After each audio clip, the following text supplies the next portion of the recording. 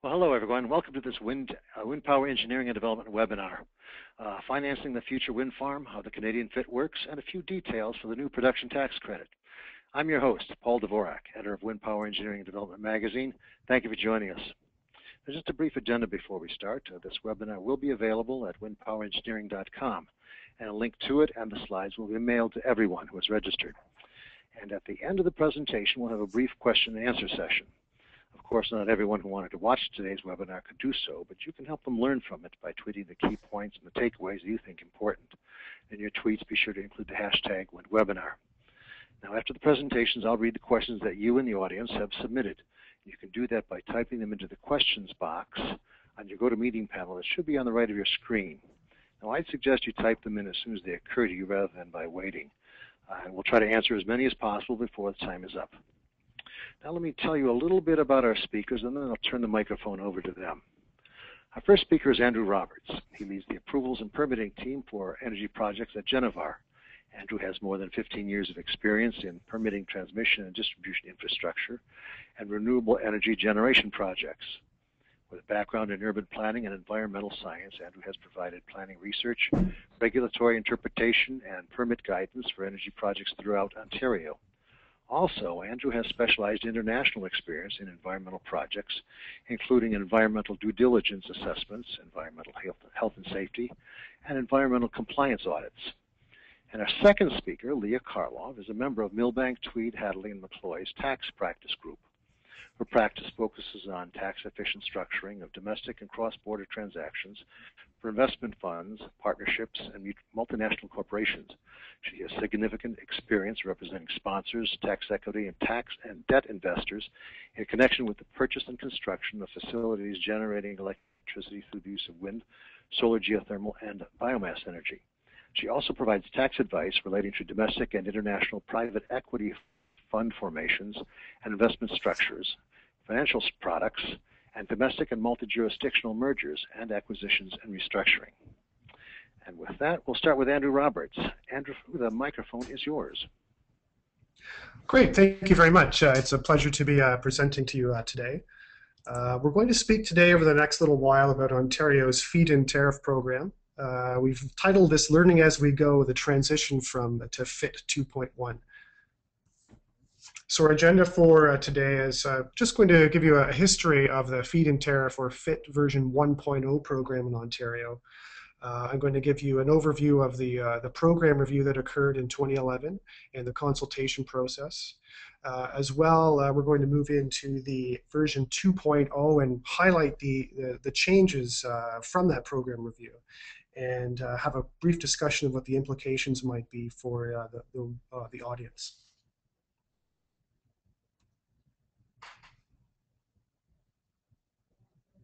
So Ontario's feed-in tariff program isn't alone. There are many other jurisdictions globally that have feed-in tariff programs. And when the Ontario government was developing the program, they looked at many of these to pick out what they thought were the best parts and to learn from the experience of other jurisdictions around the world.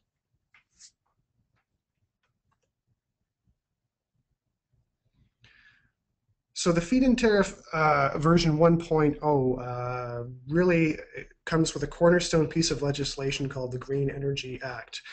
This act outlined how Ontario was going to remove its reliance on fossil fuel plants, particularly coal plants, in 2009.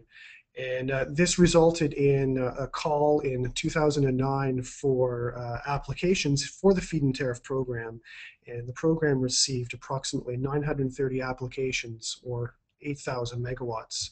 The overall target of the program when it started in 2009 was 10,700 megawatts contracted by 2015. And by the program review in 2011, nearly 2,000 contracts had been issued, totaling more than 4,600 megawatts.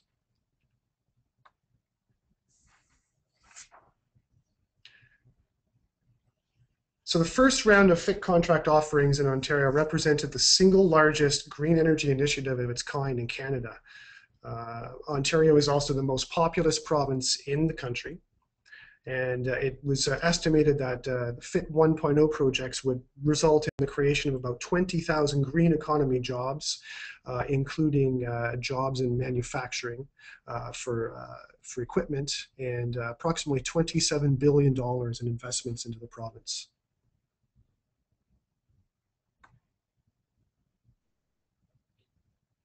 So in the FIT program, there are three major contract types. There's a microfit program for projects up to about 10 kilowatts in capacity, and these would be residential projects, and that market is really dominated by rooftop solar. The next category up would be small fit projects. These are up to about 500 kilowatts, and these would include roof and ground mount solar, biogas, biomass plants, landfill gas plants, hydroelectric facilities, and small wind turbine installations. And the large fit program would be, larger than 500 kilowatts in capacity, and these would really be the utility scale renewable energy projects. So this is where your large solar projects, large hydroelectric projects, and the larger wind projects would be found.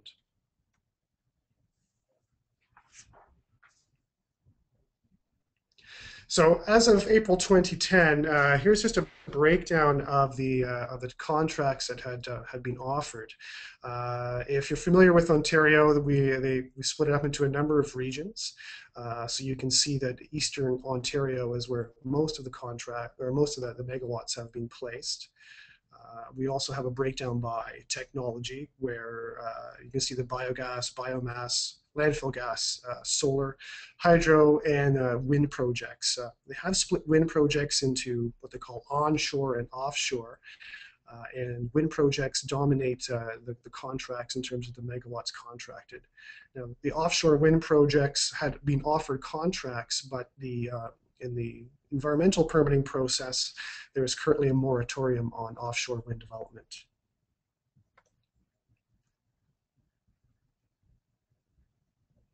The contracts were also, we can split them up in terms of First Nations or Aboriginal projects in different regions of the province, as well as community projects, so community ownership projects. And under the system, economically viable projects that did not receive contracts would be considered when additional transmission capacity was available or approved.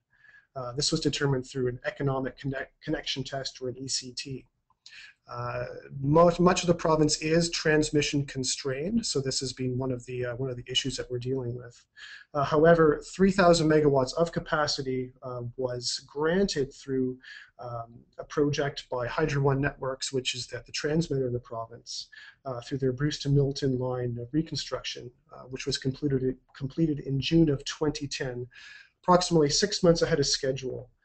This was a $9 billion investment from the province for approximately 5,000 kilometers of additional transmission lines.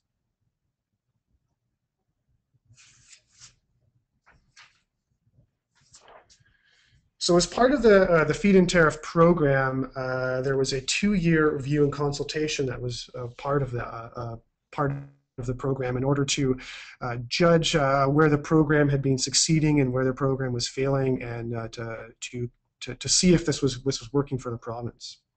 So in that review, stakeholders were consulted about what their challenges were with the program, and stakeholders in this case include both developers of renewable energy projects, as well as government ministries and industry.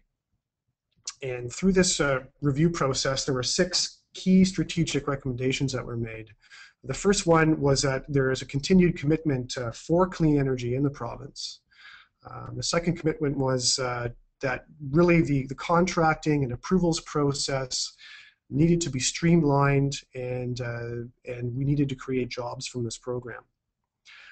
There was the encouragement for greater community and First Nation participation in projects.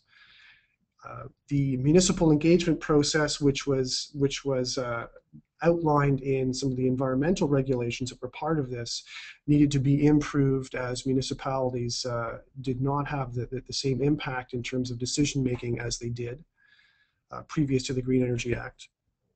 The contract prices for energy were to be reduced to reflect the lower costs associated with the capacity building of manufacturing and technology availability in the province. And the final recommendation was that we should continue to expand Ontario's clean energy economy. So currently, Ontario is still committed to bring online 10,700 megawatts of non-hydroelectric renewable energy generation by 2018, as well as an additional 9,000 megawatts of hydroelectric electricity by 2030. This is expected to produce enough electricity each year to meet almost half of Ontario's demand.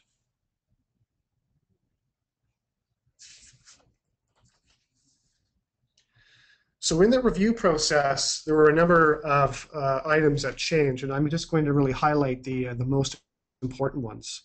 The first one is that there was a priority point system established that would really favor community and First Nations projects. So in order to get a contract, a developer would have to get at least one priority point, and their place in the queue for consideration for a contract would be elevated by adding additional points. So as you can see in this chart, there are a number of other ways to get points, including a municipal council resolution to support the project. You have to demonstrate that your project is ready for development, including the land control. If you have Aboriginal support from a council, you get additional points. And there are some points awarded for applications that were in the queue but had not received a FIT contract under the first program. Additionally, if a project could be demonstrated to provide system benefit, perhaps in an area that needed some generation reinforcement, a developer could receive a point for that. So projects where local communities and Aboriginal groups have at least 15% equity would be given additional priority. And including, in addition to the priority point system, there was a price adder added for community and First Nations projects, depending on the equity level. So you could add an additional 1.5 or 3/4 of a cent per kilowatt hour for Aboriginal projects, whereas community projects would receive a slightly smaller amount.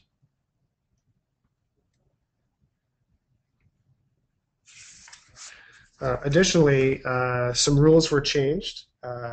Projects need to be located within 50 kilometers of the transmission and distribution grid in order to be considered for connection. There was an additional protection for prime agricultural lands in the province. Ground-mounted solar facilities would be prohibited from developing on certain classes of land that were high classes of agriculture. The voluntary contract withdrawal period, if one was offered, was extended. And a pilot program for rooftop solar for buildings that hadn't been constructed yet was put into place. Previous to this, only buildings that were already constructed would qualify for a feed-in tariff contract.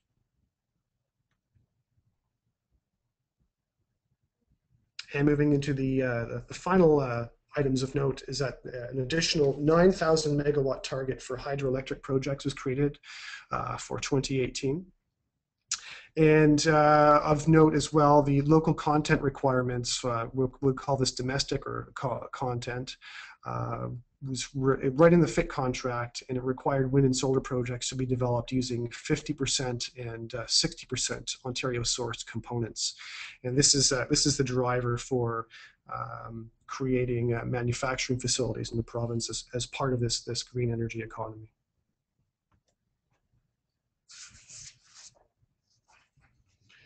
This chart here shows you just what the differences in pricing were. I haven't included everything in here, but as you can see, for any size wind project, there was a reduction of about 15% in the offer price for the contract. The solar projects really had a much larger percentage change reduction as that technology becomes more available.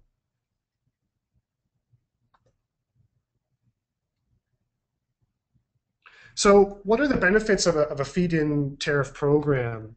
Um, Really, because the prices are contracted, there's no power price volatility.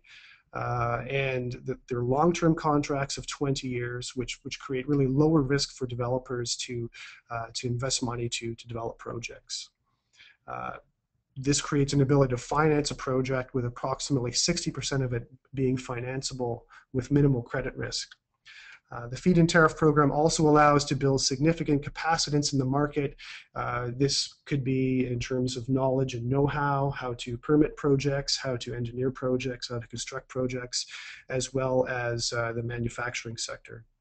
And there's also really a minimal attrition risk in a feed-in tariff as the contracts themselves have a value. But of course, there's some disadvantages as well. Really only projects that are economic under the contract pricing are able to proceed, and those may not reflect the state of the market in terms of equipment availability, land prices, etc.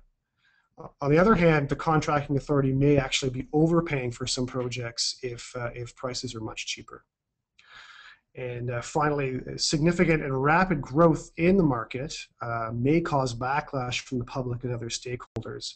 That is, too many projects are developed too soon, or they're developed without a whole lot of consultation, or people perhaps don't feel that they have an input into how projects get developed or where they get developed. So thanks very much, and I look forward to your questions at the end of the session, and I will pass it off to Lee. Thank you very much.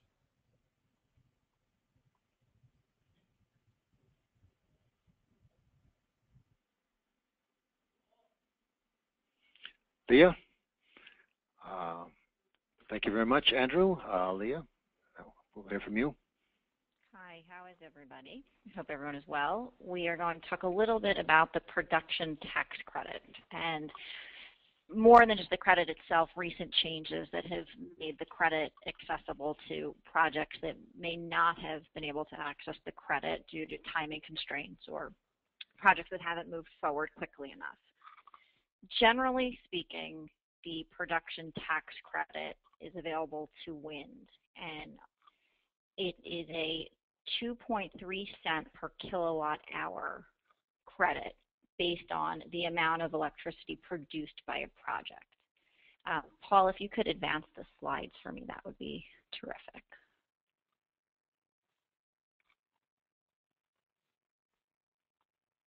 Just wait to get to the slides. Everybody has it in front of them. Yes, all right, just a minute here.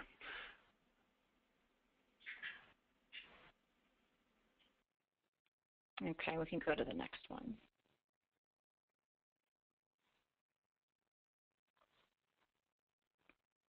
Okay, so this is the production tax credit, just very generally speaking. It's a 2.3 cent per kilowatt hour credit. It's based on the amount of electricity produced and sold. There is a restriction that in order to be eligible for the credit, the electricity has to be sold to an unrelated party. The PTC is a 10-year credit. It's an annual credit, and you have to remain PTC eligible for the entire 10-year period in order to benefit from this credit. If you can see on the slide, there's several different types of renewable facilities that the PTC applies to. Wind is the one we're going to focus on today. What's notable about the PTC is that currently it does not include solar facilities. There's some discussion in the recent budget proposal to extend this credit to solar, but for now, solar is not picked up. It's wind, certain biomass facilities, hydropower, certain waste facilities, irrigation power, but unfortunately for the solar folks, not solar. Under the rules that were in effect until this year, projects had to be placed in service before January 2013 for wind and 2014 for the other facilities. So the projects had to be complete, basically up and running in order to be eligible for the next 10 years to benefit from this credit. There's been recent legislation that came out in January, and the IRS just issued a notice interpreting the legislation that will change that so that projects do not have to be placed in service. They don't have to be up and running and online by a particular date, but construction has to begin before January 1st, 2014. So the bottom line is projects have until the end of this year to start construction, or developers have to start construction by the end of this year on these projects in order for them to benefit from the credit. And the credit, again, is 10 years from the placed in service date. Another basic requirement that I'm sure most people are aware of, these are for U.S.-based projects only. There's some exception for possessions, but typically these are U.S.-based projects.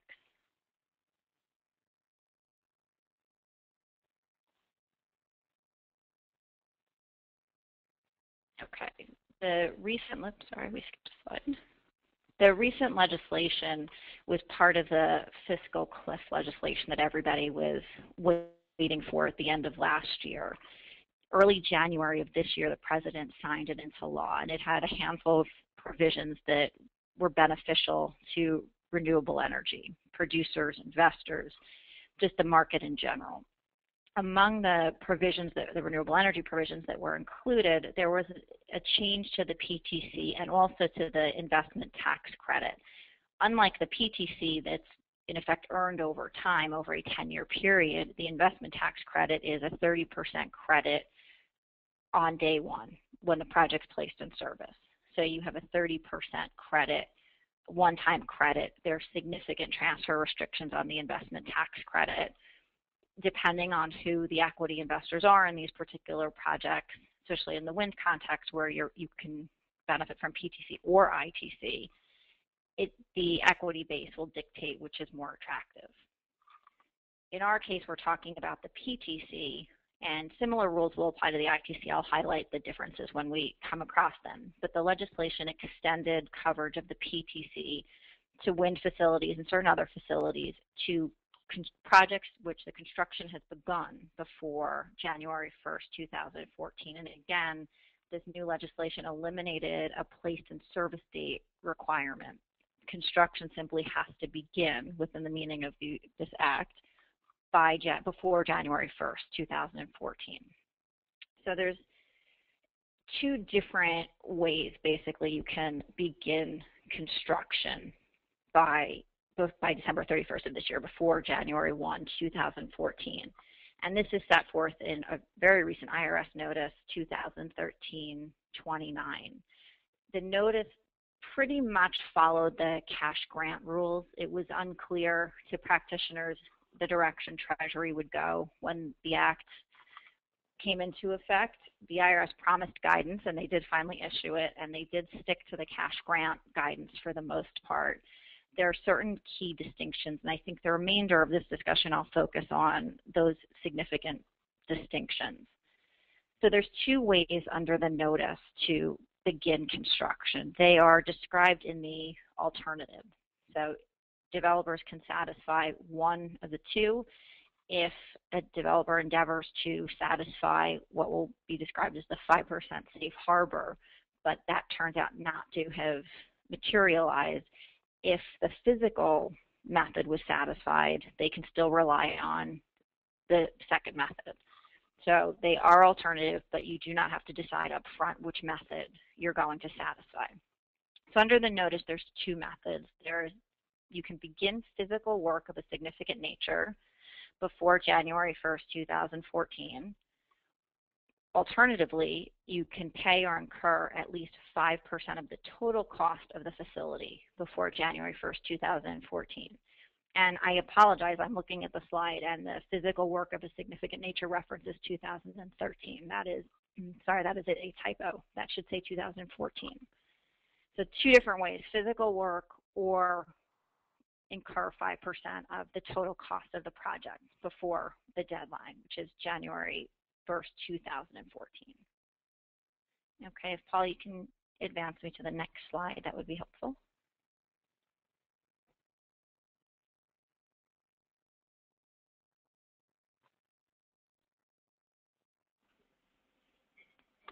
Thank you. Okay, the first method that the notice describes is physical work. And again, this is substantially similar to the requirements that were in the cash grant guidance and the Q&As that went with the cash grant guidance. work performed by the taxpayer himself or by a third-party vendor under a binding written contract will count. What is meaningful in the notice is that physical work used to produce inventory won't count. And in the cash grant context, this was always clear when a vendor had something in stock that was produced prior to the contract being entered into. That didn't count. The notice has gone further to say that inventory means existing inventory or property normally held in inventory by a vendor, whether that is produced before the binding written contract was entered into or after. So this could be interesting how Treasury interprets, or how the IRS interprets this as it relates to components that make up the various wind assets. Presumably, vendors don't stock fully assembled wind turbines. They only stock the components just because the cost to produce is likely too high. But we'll have to see how this evolves a little bit as to what they mean by normally held in inventory by a vendor, because most manufacturers hold at least a portion of these components in inventory. And even if they produce the component after a contract is entered into, because it's a kind that's normally held in inventory, it could be problematic. Another thing to note with respect to the physical work method is that multiple facilities operated as a project would be treated as a single facility. This is key in the context of wind facilities because each wind turbine is considered its own facility. Each part of it is built into a turbine and can be brought online independent of any other wind turbine. So each turbine itself could be a project. The IRS considers that to be a facility. They will look at this on a facts and circumstances basis where it's not as clear what is a project, how many of these multiple facilities would make up a project. Things like being on the same parcel of land, one interconnect, really utilizing one project. Service will take a look at that. What's key to wind about this is that if physical work of a significant nature starts on 10 out of 50 wind turbines on a particular project, but nothing has been done with respect to the last 40. As long as physical work of a significant nature started on 10 and the other 40 are properly characterized as a project with the original 10, all 50 wind turbines the IRS will consider these wind turbines to have been construction to have started with respect to all these wind turbines. So the entire project would qualify even though work had only been done on 10. And that's significant because I know many people had questions as to whether they had to dig and pour concrete for all of the turbines or if they could do meaningful work on a smaller amount of them. And Service made it very clear that significant work needs to be done on a portion, and as long as all of the other assets are treated as part of an overall project, the entire project will qualify. The second way to qualify for the PTC or the ITC is to pay or incur at least 5% of the total project cost before January 1, 2014. Again, this is very similar to what was in the cash grant guidance. One significant, though, distinction is that the IRS added an additional requirement that not only does 5% of the cost have to be incurred, a continuous effort to advance towards completion must be made. That was not included in the cash grant materials at all. There'll be a facts and circumstances test to determine whether or not continuous efforts have progressed. The Service gives a non-exclusive list of examples such as paying additional costs, entering into additional contracts, or continuing physical work of a significant nature on the project. I think that in most cases this will be relatively clear where somebody incurs the costs and either keeps moving forward, enters into the contracts they need to, continues work, continues to secure additional materials, as opposed to somebody who simply puts the minimum amount investment into the project now and then stops. Anything in the middle will be a facts and circumstances analysis, and these are good factors they listed to look at. Another important aspect of the 5% safe harbor, and this came up a bit in the grant rules as well, cost overruns. So you're starting a project in this year, you estimate what the total cost will be, and developers will spend 5%. You know, we typically advise to spend slightly over 5% so that you can create a buffer in the event there are cost overruns, because if you, at the end of the day, when the project's placed in service, haven't spent 5% before the deadline of January 1, 2014, you've lost the ability to qualify for the PTC or ITC. So people will have ramped up, spent a significant amount of money up front, developed their project only to find out things cost more, and then couldn't qualify because the 5% had not been spent, and clearly will be too late by the time this is realized. What the notice tells you, though, is that it's possible to claim the PTC or the ITC with respect to some, but not all, of the facilities comprising a project if this happens. So if you have a project like a wind farm that can be broken down into individual facilities, and the total cost of these individual facilities is not more than 20 times the amount paid or incurred by January 1st, 2014, that portion of the project will remain eligible for the PTC or ITC. So electricity produced by that portion of the project will still be PTC eligible. The remainder of the project, or electricity generated by the remainder of the project, will not be. And in the case of the ITC, which is an upfront credit, that portion of the project that meets those requirements will be eligible for the 30% ITC, but the remainder of the project would not. And this is helpful in the context of wind farms because these are more clearly broken down into individual facilities. Some of the other resources are not. Wind, though, is pretty clear. It's turbine by turbine. If you can't split up into individual facilities, unfortunately, the entire project will lose the benefit of the PTC or ITC if the total cost exceeds the estimate, such that 5% was not, in fact, spent by January 1, 2014. Again, best practice tends to be to create a little bit of a buffer because nobody's estimates are perfect. In the cash grant context, we typically saw spending about 7 to 9% of the total cost, and that created significant comfort. Again, the bigger the buffer, the more room there is for error.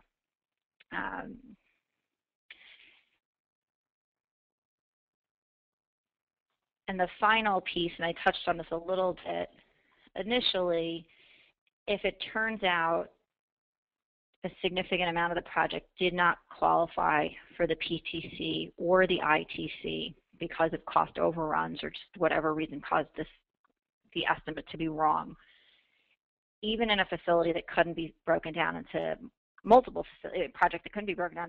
facilities, the project may remain eligible for PTC or ITC if actual physical work had begun.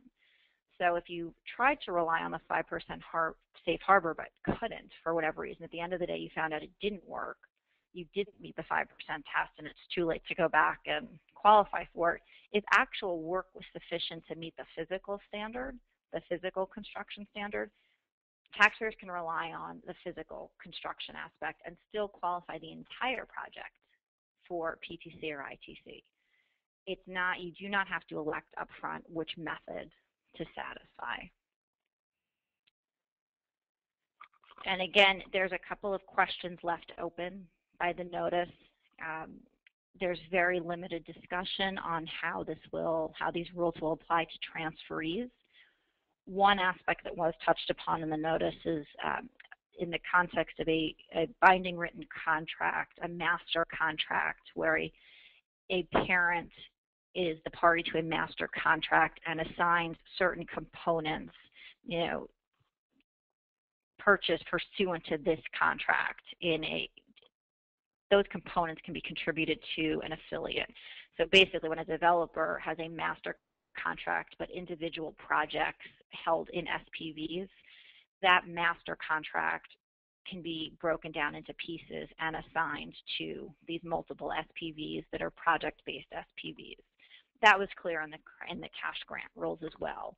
There were additional transferee provisions in the cash grant rules that the IRS has not touched upon in this new notice relating to the PTC or ITC. So it's not clear how transfers will be treated. So if a purchaser or a project or a developer meets the 5% safe harbor or meets the physical construction test and then chooses to either transfer assets or transfer interests in the project entity prior to being placed in service, will the fact that the original party satisfied the safe harbor or the physical construction method, will that transfer to the transferee? That's a question that is still left open at this point. And again, the other point that is significant to me that remains open is how inventory will be interpreted under the physical construction method. What will really be treated as not counting as physical construction or work performed that's physical construction to be treated as beginning construction by the end of this year. And Paul, that's it from me on the PTC. All right, thank you very much, Leah, and thank you, Andrew, as well, for excellent presentations both. As a mechanical engineer in the wind power field, I find these non-engineering aspects absolutely fascinating. Okay, we have questions coming in from the audience. That's good. Let's see. I'll give the first one to Andrew here. With the move from Fit 1 to Fit 2, what challenges does a wind developer face in obtaining a FIT contract? Well, really, the major challenge is the fact that the FIT 2.0 window for large projects over 500 kilowatts has not opened yet, and it looks like there are some additional changes that may be coming through in terms of regulations, particularly there are rumors in the industry that the government is going to make it mandatory for developers to have municipal consent to have the project. So just a little bit of background on that. In the Green Energy Act and the regulations, it removed the municipality's ability to use their zoning and ordinances to create setbacks for plant elements, including turbine locations and substations. The thinking was that many of the municipal governments would not have the ability to really be effective in their review of these projects. The difficulty comes in the fact that having to get municipal approval means that a developer would need to have a fairly advanced development plan, including a location plan for their equipment, to show the municipality what they were going to be doing. And as we know, upfront development costs can be expensive, and we want to sort of minimize those costs unless we have a contract. And as contracts are not guaranteed, it's seen as a real barrier to getting a contract in the new program. I see. Thank you.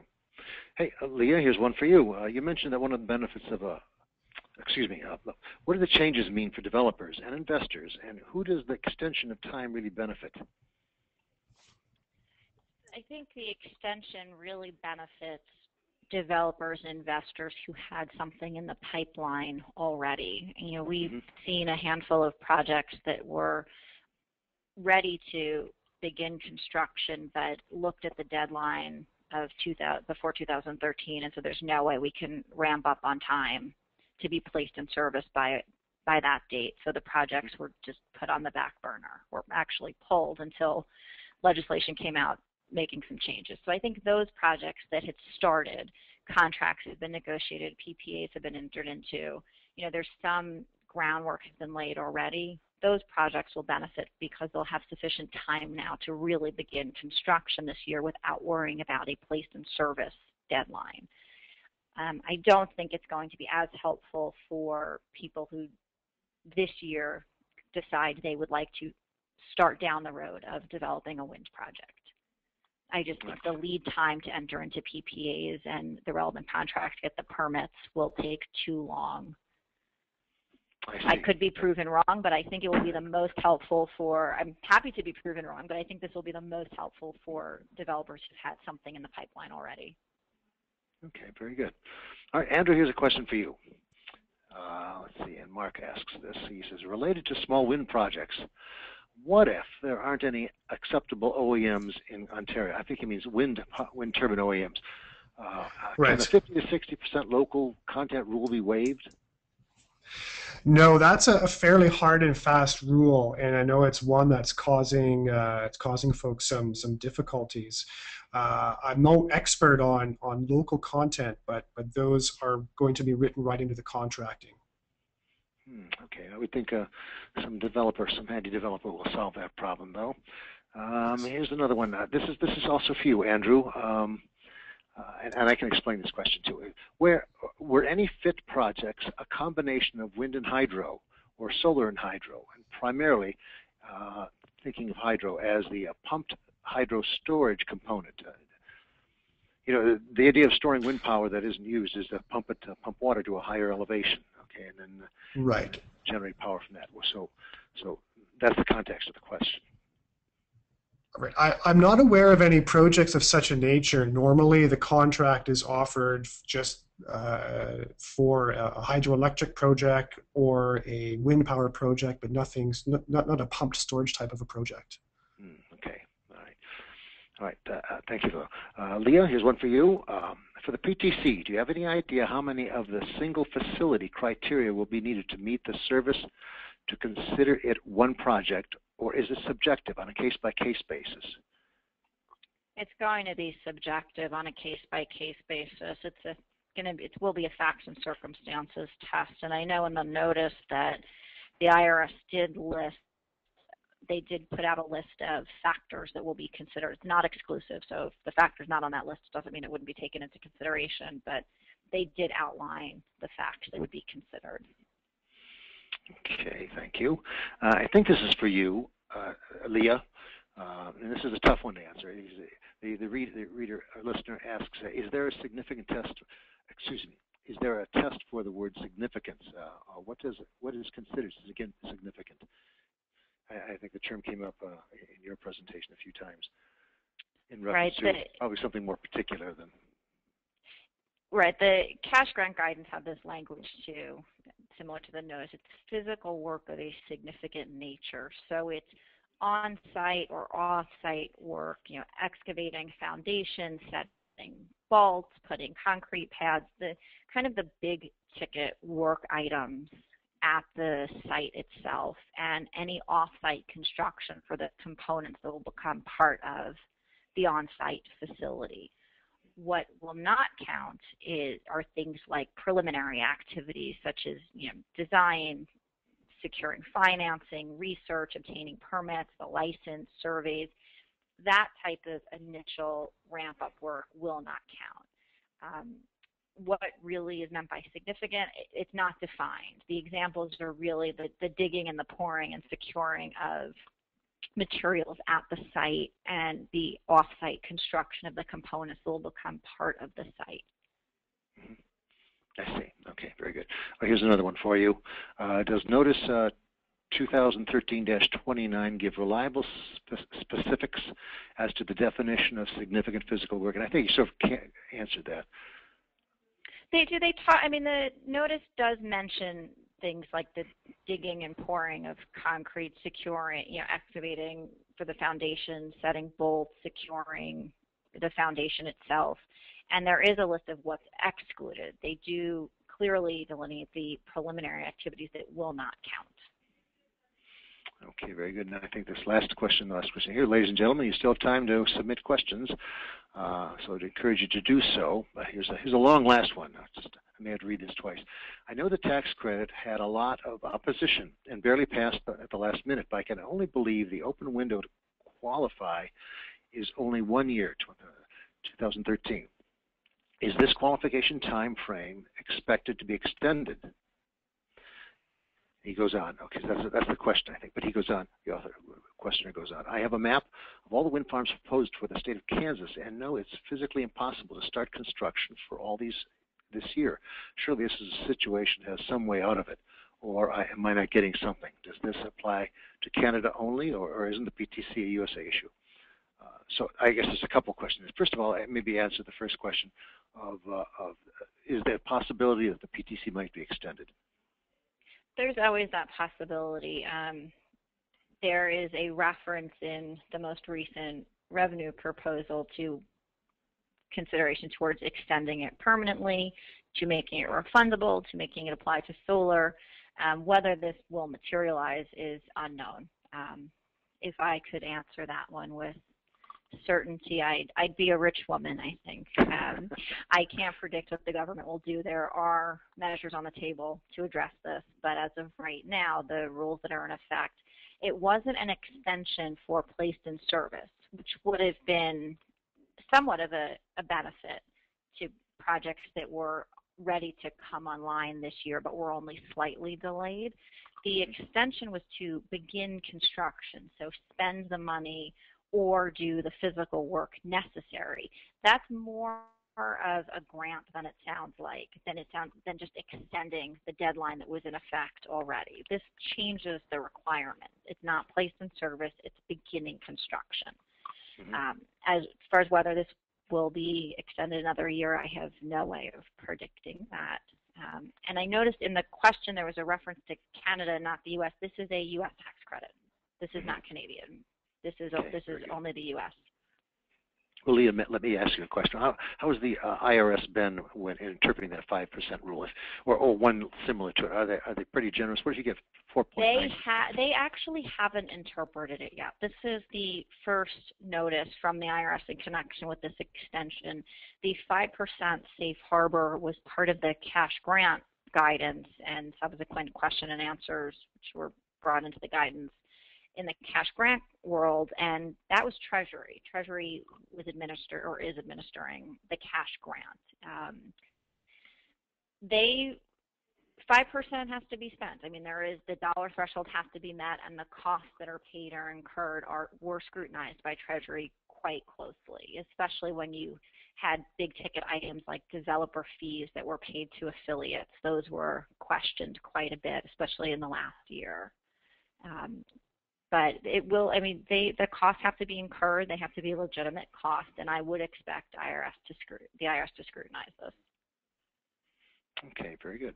And the last question will be for Andrew. Okay, you mentioned that one of the benefits of a FIT program was that there would be minimal attrition. How has that played out with the FIT 1.0 contracts that were offered? And what do you mean by minimal attrition? Well, really, that is contracts that are offered but not acted on, or not constructed. So we're really in the middle right now of seeing most of the FIT 1.0 projects. Either some of them are in commercial operation. There's a number of them that are still being constructed, particularly the wind projects that take a little bit longer. There has been some attrition in the market with contracts offered to developers that either could not progress the project through to construction. However, that's sort of been taken up a fair degree by the secondary market. So that is one being able to sell a project at some part in its development. And I think that the experience in FIT 1.0 with some of this attrition was really related to the low barriers it was for people to make an application for a contract. Originally, the idea was that with low barriers, it would mean that First Nations groups and community energy projects would have the same capability of getting a contract as would large developers.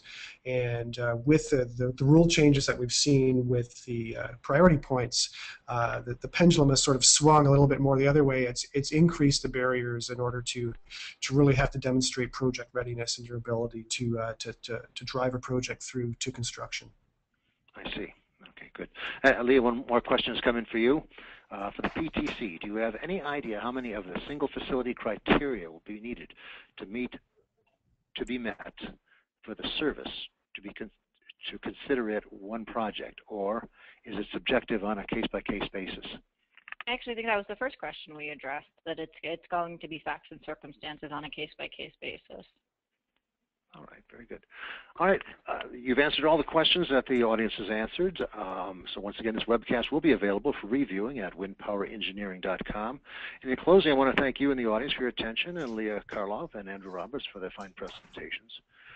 You can follow Windpower Engineering on Facebook, Twitter, and LinkedIn. This concludes our presentation. From the staff here at Windpower Engineering, we wish you a good and productive afternoon.